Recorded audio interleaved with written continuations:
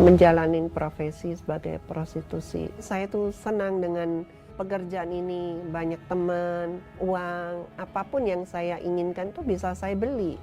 Tapi di satu sisi saya juga jenuh, mau sampai kapan saya akan menjalani profesi ini. Apa sebenarnya dalam kehidupan ini yang saya cari? Cuma saya tidak tahu, saya harus mulai dari mana untuk keluar dari area itu. Saya sempat menikah, tapi pernikahan saya tidak bertahan lama. Setelah dia tahu keadaan identitas saya yang sebenarnya, dia meninggalkan saya. Saya merasa sakit hati dan saya merasa hidup saya tidak ada artinya lagi. Mereka menganggap saya itu adalah manusia beda. Kadang saya tidak bisa menerima keadaan diri saya. Tuhan, kenapa saya tuh mesti mengalami nasib seperti ini? Saya berpikir, kayaknya hidup saya ngapain ya? Dari saat itu saya mulai mencari kekosongan dalam diri saya. Ada penyesalan dalam diri saya. Di dalam kejenuhan diri saya bertemu dengan teman saya, teman baik. Dia mengajakin saya ke suatu ibadah. Waktu itu saya tidak tahu itu ibadah apa, ya saya mengikutin aja. Hai. Ini Pak Pendeta. Saya Tan. Ketika usia saya 14 tahun, saya tuh gemar untuk bersolek. Saya lebih cenderung memakai pakaian perempuan untuk bisa menjadi perempuan seutuhnya. Saya melihat perubahan diri saya, udah mulai berani pakai lipstik. Dan di situ papa saya tuh tidak suka. Papa saya marah dan saya dipukulin tuh di situ. Saya bilang meskipun saya dipukulin sampai mati pun saya tidak akan bisa berubah. Saya merasa jiwa saya itu jiwa perempuan. Perempuan yang terjebak dalam tubuh laki-laki. Tania, kamu jangan ngelamun.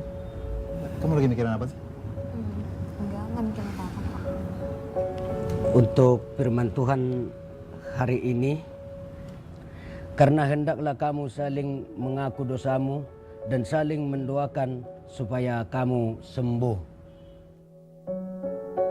Dan firman ini bikin hati saya juga berpikir, hidup saya udah benar nggak? Dan saya merasa saya itu masih ada sesuatu hal yang masih saya tutupin dalam diri saya. Waktu saya mendapatkan firman tentang identitas diri, di situ saya tuh sadar. Dan saat itu saya mau bertobat, melepaskan kesombongan diri saya, keangkuhan diri saya, keegoan diri saya, itu harus saya lepaskan semuanya itu. Dari kecil dia merasa seperti Tuhan itu, kenapa Tuhan menciptakan saya dalam tubuh laki-laki, sementara saya merasa di dalam diri saya, kata dia, itu adalah wanita. Saya katakan, Tuhan tidak pernah berbuat kesalahan dalam dia menciptakan. Tuhan menciptakan semuanya itu sempurna. Dosa itulah membuat identitas manusia menjadi kacau.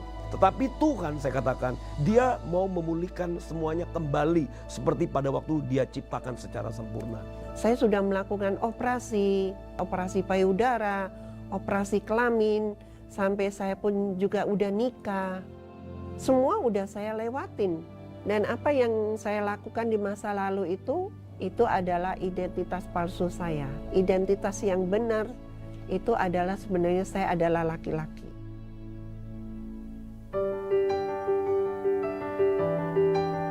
Tuhan menciptakan kita itu laki-laki dan perempuan. Tidak ada Tuhan menciptakan yang setengah-setengah, yang abu-abu.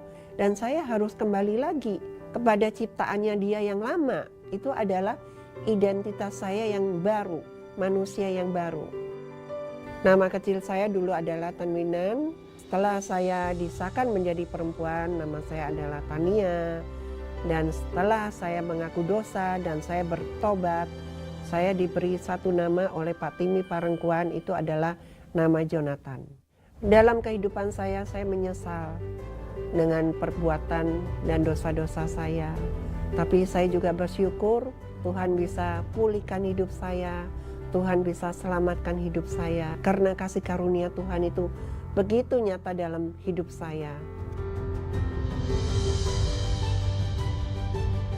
Saya juga habis operasi payudara yang sudah 40 tahun payudara itu ada di dalam diri saya. Implan payudara diri saya udah saya lepas.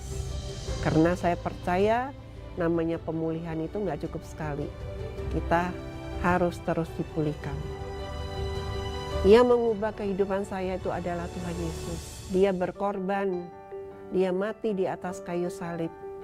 Dan saya merasa hidup saya itu benar karena Tuhan yang membenarkan kehidupan saya.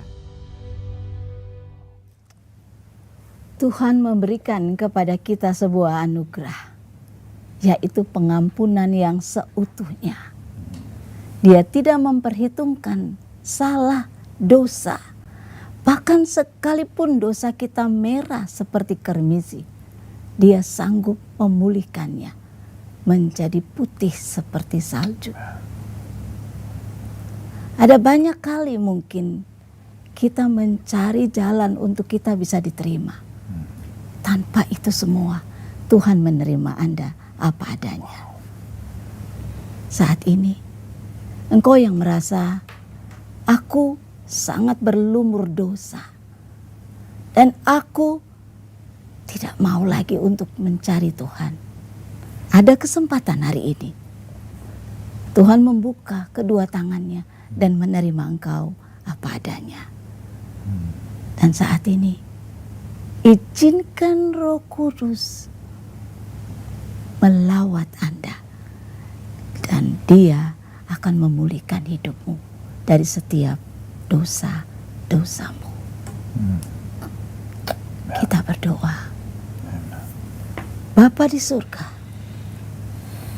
saat ini kami mau berdoa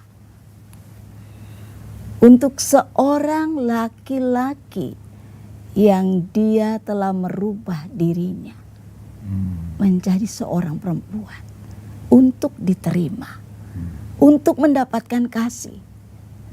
Kalau itu adalah Anda, ini harinya Tuhan melawat engkau.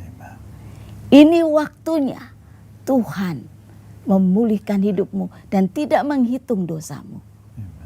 Saat ini datang kepada kasih karunia Allah, kepada tahtanya yang menerima Anda apa adanya.